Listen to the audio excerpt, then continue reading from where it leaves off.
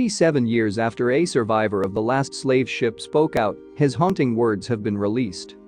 With her best-known novel 1937's Their Eyes Were Watching God, Zora Neale Hurston was one of the most popular African-American writers of her day. Sadly, her fortunes receded, and she died in obscurity and poverty in 1960, aged 69. But another great African-American author, Alice Walker, restored her reputation in the 1970s. And an outstanding work of Hurston's hidden from view for some 90 years has just been posthumously published. This newly published work is based on research Hurston did in Alabama in 1927 and 1928 and is titled Barracoon: The Story of the Last Black Cargo. A barracoon was a pen where captive Africans were caged before they were shipped across the Atlantic to a life of slavery. Hurston's book is built on interviews she undertook with a former slave, Cudgel Lewis. We'll return to the extraordinary life story of Lewis shortly, but first let's explore the entirely different, but in its way equally striking life of Hurston. Zora Neale Hurston was born in 1891 in Notasulga, Alabama, the sixth of 8 siblings.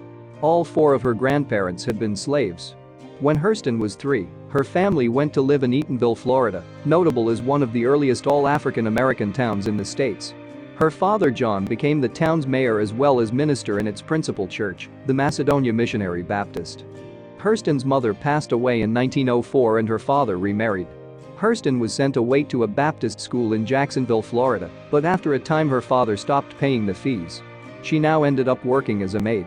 But in 1917, Hurston managed to get a place at Morgan State University's high school and went on to attend Howard University in Washington, D.C. Hurston then won a scholarship to Barnard College of Columbia University. She was the institution's only black student. She graduated with a degree in anthropology at the age of 37 in 1928. But it was the field trips made in Alabama in 1927 and 1928 which gave her the material for Barracoon. It was 1927 when Hurston first met Cudgel Lewis and in a series of interviews learned about his compelling and at times horrifying life story. Lewis had been born Oluwale Kasola around 1841 in West Africa, in the country today known as Benin, which is just to the west of Nigeria. His family was from the Yoruba people.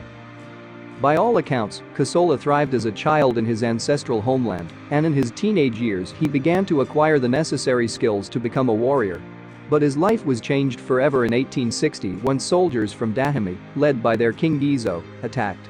Oluwale's town was brutally sacked and many were killed. Kasola survived, only to be taken captive and marched to Ouidah on the Benin coast.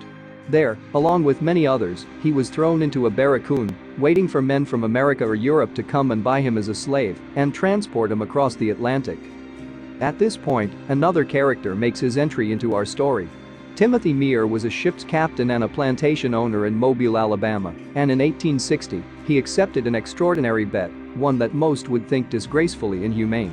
The bet was that he could transport a cargo of slaves from Africa without being apprehended by the authorities. And he did need to evade the law. Although slavery had not yet been abolished in the U.S. in 1860, importing slaves had been illegal since 1808. But Meare decided to defy the law in the pursuit of this bet. He spent $35,000 on a sailing vessel, the Clotilda, and put Captain William Foster in command. Meare gave Foster $9,000 in gold to buy slaves, and the captain set course for the west coast of Africa. After 3 weeks in the barracoon, Kasola, along with 109 others, was bought by Foster as a slave. The 110 Africans were packed aboard the Clotilda. Naked and parched, they were stowed below deck for the grueling 45 days at sea it would take to make land in Alabama. The Clotilda reached America in July 1860. The original plan had been to disembark the captive Africans away from Mobile for fear that the illegal act would be detected. Theoretically at least, they could have faced the death penalty for this criminal enterprise. And it seems the conspirators panicked since, after unloading their human cargo, they put the ship to the torch in a bid to hide the evidence of their wrongdoing. Kasola, who had already lost his freedom, now lost his name and became Cudgel Lewis, owned by Timothy Meare's brother James. James Meare now put Lewis to work on a steamship and housed his slave beneath his own home. Then in April 1861, just months after Cudgel's arrival in the U.S., the Civil War erupted. The Civil War eventually rumbled to a close in 1865 with the surrender of the last Confederate general in June. And the victory of the Unionists meant that slavery was abolished under the terms of the 13th Amendment to the Constitution. After 5 years of enforced servitude, Lewis was a free man again. Subsequently, Lewis, along with others who had been forcibly transported from Africa aboard the Clotilda, tried to raise the money to return to their native land. They were unable to do this, but they did raise enough to buy some land. Lewis himself saved $100 and bought 2 acres 3 miles from downtown Mobile. Lewis's land and other parcels around it came to be known as Africatown, which still exists today. And it was in Africatown in 1927 that Zora Neale Hurston met Cudgel Lewis, by then the only known living former slave. Hurston also visited in 1928 when she spent more time with Lewis, who was by now in his late 80s. With the material she'd collected, Hurston now wrote a book.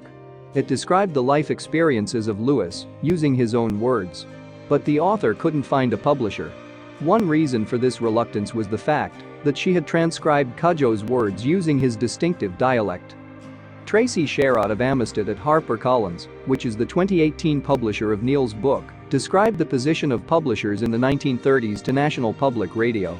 They wanted to publish it, but they wanted Zora to change the language so it wasn't written in dialect and more in standard English. And she refused to do so, Sherrod explained. After being hidden away for many decades in the archive of Howard University, where Hurston herself studied, this priceless manuscript has now seen the light of day. It's a unique work of historical record, told in the words of the man who actually lived the experience. And the author had recorded Lewis's story just in time. He died in 1935, aged about 95.